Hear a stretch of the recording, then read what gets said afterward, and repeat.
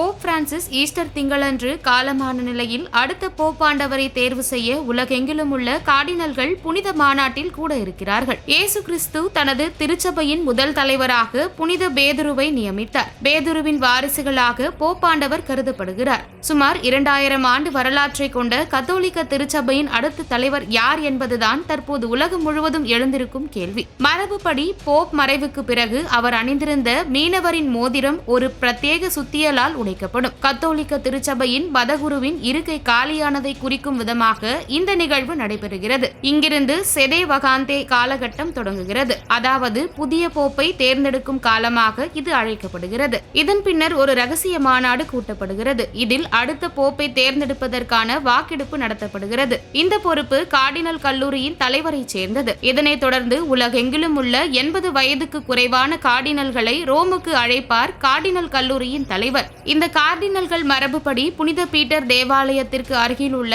கசா Santa மார்டா விடுதியில்தான் தங்குவார்கள். மாநாடு முடியும் வரையில் கார்டினல்கள் வெளியுலகுடன் தங்களை தொடர்பு படுத்திக் கொள்ளக்கூடாது என்பது முக்கியமான விதிமுறையாகும். தற்போதைய நிலவரப்படி ஐரோப்பாவில் 53 கார்டினல்களும், ஆசியாவில் 23 கார்டினல்களும், ஆப்பிரிக்காவில் 18 கார்டினல்களும், லத்தீன் அமெரிக்கா, வட அமெரிக்கா மற்றும் ஓசேனியா ஆகிய கண்டங்களில் முறையே 21, 16 மற்றும் 4 கார்டினல்கள் என மொத்தம் 135 கார்டினல்கள் உள்ளார்கள். கார்டினல்களுக்கான மாநாடு வாட்டிகனில் உள்ள சிஸ்டைன் தேவாலயத்தில் 3 நாட்கள் நடைபெறும். ஒவ்வொருவரும் தாங்கள் தேர்ந்தெடுக்க விரும்பும் நபர்களின் பெயர்களை எழுதி அதனை வெள்ளி கலசத்தில் வைப்பார்கள். பின்னர் 3 உதவியாளர்கள் இந்த அட்டைகளை வாசிப்பார்கள். புதிய போப்பாண்டவரை தேர்வு செய்ய 3/2 பங்கு பெரும்பான்மை வேண்டும். தேவாலயத்தின் புகைப்போக்கியில் கருப்பு நிற புகை வெளிவந்தால் மறுவாக்கெடுப்பு நடைபெறும் என்றும், வெள்ளை நிற புகை வந்தால் புதிய போப்பாண்டவர் தேர்ந்தெடுக்கப்பட்டு விட்டார் என்றும் பொருளாகும். 3 நாள் மாநாட்டிற்கு பிறகும் போப்பாண்டவரை தேர்வு செய்ய முடியவில்லை என்றால் ஒரு நாள் இடைவெளி விட்டு